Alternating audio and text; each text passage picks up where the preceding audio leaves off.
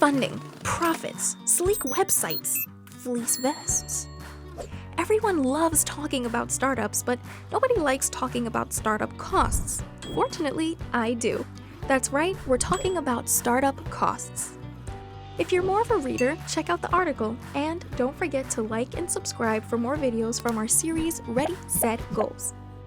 I know, even if you love math, estimating startup costs can seem a little overwhelming. Don't worry though, you're not going to need to know calculus or trig or even the square root of 7,625. All you need is a few basics to have everything you need to get your business in gear.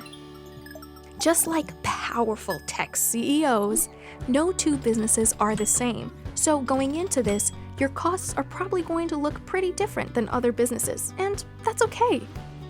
As an overview, determining your startup costs depends on a lot of different factors, but most businesses can expect to have to cover these things. So, what are the two main types of costs you need to calculate for your startup? That's right! When starting out, you have to plan for fixed costs and one-time costs. Let's start with fixed costs. Those are ongoing expenses you're going to need to pay on a regular basis. If you're a tech startup, that'll be stuff like software, server maintenance, and of course, a ridiculous amount of snacks. For you, that might also mean stuff like your monthly rent, payroll for you and your employees, taxes, legal services, software, loan repayments, insurance payments, utilities, and marketing costs. We cover a lot of these things in other videos, so be sure to check out our channel for a more in-depth look at these. Regardless, you already manage a lot of these kinds of payments in your day-to-day life, such as rent, so you've already got the basics down. Go you! One-time costs, on the other hand, are pretty self-explanatory. These are the costs that you'll probably just have to cover once right when you're starting up. These expenses can outweigh the profits for the first few months of starting a business, so keep that in mind when you're crunching your numbers. Almost every kind of business has to pay one-time costs when they start up. This includes permits for your industry, incorporation fees, branding elements such as a website, business cards, a cool logo.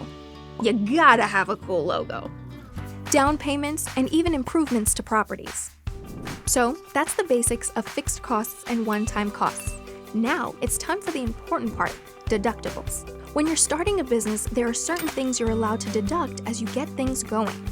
According to the IRS, there are 3 categories of startup costs eligible for tax deductions. Number 1, creating a trade or business. That means everything you need to do to decide if you're going to start a new business, like surveying markets, analyzing products and labor, and other technical parts of investigating a new or existing business. Number 2 is any costs you incur before you open your business. This means you can write off a portion of the cost over a period of time before you open for good. Eligible expenses include stuff like employee training, travel expenses, and advertising. Finally, you can write off certain organizational costs. If you legally set up your business as a partnership or corporation before the end of your first year, you can typically deduct these costs as well. That means you can write off stuff like legal fees, state organization fees, and more. Again, this is just an overview. There are people who dedicate their careers to this type of thing. So when it comes to write-offs, consider working with a CPA as you get your business off the ground. Now, you can take all this information and start crunching some numbers. Remember, experts say you typically need about 1.5 years worth of funding when you're starting out. So keep that in mind as you start calculating things out. And that should be everything. Thanks for stopping by.